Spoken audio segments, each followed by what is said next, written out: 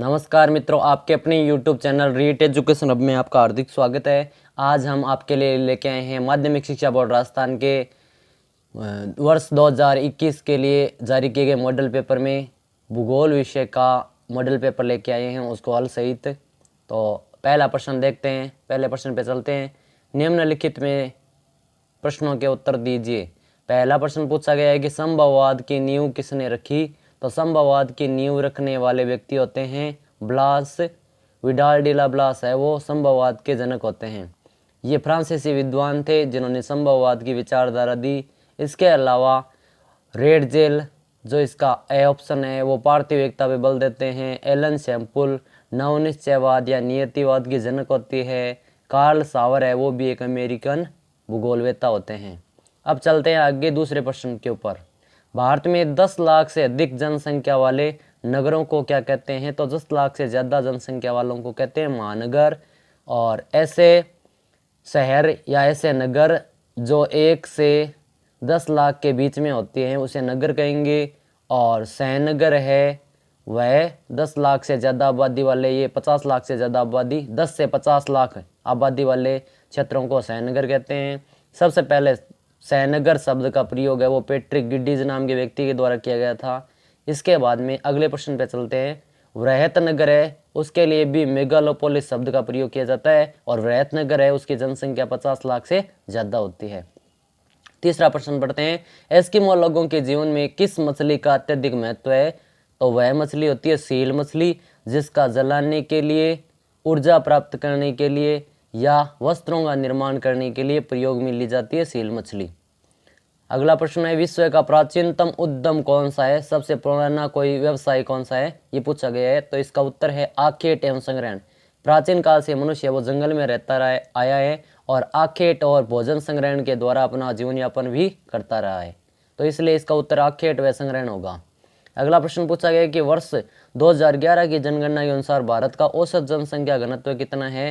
तो औसत जनसंख्या घनत्व वो 382 होता है। अगला छठा प्रश्न है ग्रीन हाउस प्रभाव को कम करने के क्या उपाय हैं। तो इसके लिए सबसे बड़ा उपाय है कि जीवाश्म ईंधन है उसका कम से कम उपयोग किया जाए, ताकि कम से कम जो धुआं है या वायु प्रदूषण है उसको कम किया जा सके। इसके अलावा दूसरा उपाय है कि अधिकाधिक वृक्षारोपण किया जाए। क्लोरोफ्लोरोकार्बन जो रेफ्रिजरेटर से निकलने वाली गैस है उसके प्रयोग पर थोड़ा नियंत्रण है वो रखा जाए। तो इसके लिए इसका उत्तर है वो उपयुक्त सभी होगी, क्योंकि सारे ऑप्शन है वो सारे सही होते हैं इसमें। अगला प्रश्न पूछा गया सूती वस्त्र उद्योग की राजधानी किस नगर को कहते हैं। तो इसका उत्तर है मुंबई, क्योंकि मुंबई शहर है उसमें सबसे ज़्यादा सूती वस्त्र की इकाइयाँ वो स्थापित की गई है। अगला प्रश्न पूछा गया है कि भारत में चीनी का सबसे बड़ा उत्पादक राज्य कौन सा है। तो सबसे बड़ा उत्पादक राज्य है वो होता है महाराष्ट्र, क्योंकि उत्पादन वो महाराष्ट्र में ज़्यादा होता है गन्ने का, इसलिए चीनी का उत्पादन भी ज़्यादा होता है। परंतु अगर क्षेत्र की बात करें, यानी सबसे बड़े क्षेत्रफल जहाँ पर गन्ने की खेती होती है और मिलों की संख्या है वो उत्तर प्रदेश में ज़्यादा होती है। अगला प्रश्न पूछा गया कि चंबल परियोजना किन 2 राज्यों की संयुक्त परियोजना है। तो राजस्थान और मध्य प्रदेश व संयुक्त रूप से चंबल परियोजना को संचालित करने का कार्य कर रहे हैं। दोनों की भागीदारी इसमें 50-50% होती है। अगला प्रश्न है कि राजस्थान में सर्वाधिक गोवंश किस जिले में पाया जाता है। सबसे ज़्यादा गाय और जो बैल है वो सबसे ज़्यादा किस में पाए जाएंगे, ये प्रश्न पूछा गया है। तो इसका उत्तर है उदयपुर व चित्तौड़गढ़। उदयपुर में और चित्तौड़गढ़ में संयुक्त रूप से दोनों में सर्वाधिक गोवंश की जो प्रजाति है वो पाई जाती है। अगला प्रश्न पूछा गया है कि क्रॉस क्या है। तो क्रॉस है वो एक बुशमैन स्त्रियों से संबंधित वस्त्र होता है। तो पढ़ते हैं क्या होता है ये।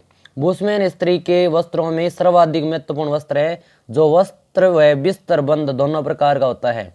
इसी क्रॉस में महिलाएं अपने शिशु व संग्रहित वस्तुओं को लपेट कर रखने का कार्य करती हैं, यानी इसके 2 भाग होते हैं। एक भाग में शिशु को रखा जाता है और दूसरे भाग में जो भी सामग्रियां भ्रमण करते समय इनके सामने आती है उसको वह लपेट कर, कपड़े में लपेट कर इसके अंदर दूसरे भाग में रखने का कार्य करती है। अगला प्रश्न पूछा गया कि लिंगानुपात किसे कहते हैं। 1000 पुरुषों के पीछे महिलाओं की संख्या को लिंगानुपात के नाम से जाना जाता है।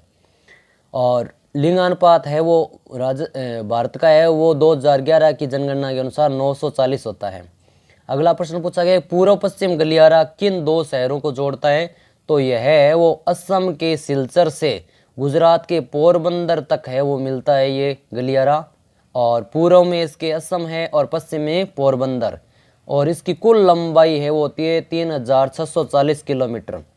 अगला प्रश्न पूछा गया कि विश्व का सबसे तीव्रतम व आधुनिक साधन कौन सा है। सबसे नया और सबसे तेज चलने वाला वायुयान है वो सबसे ज़्यादा तेज चलने वाला यातायात का साधन होता है।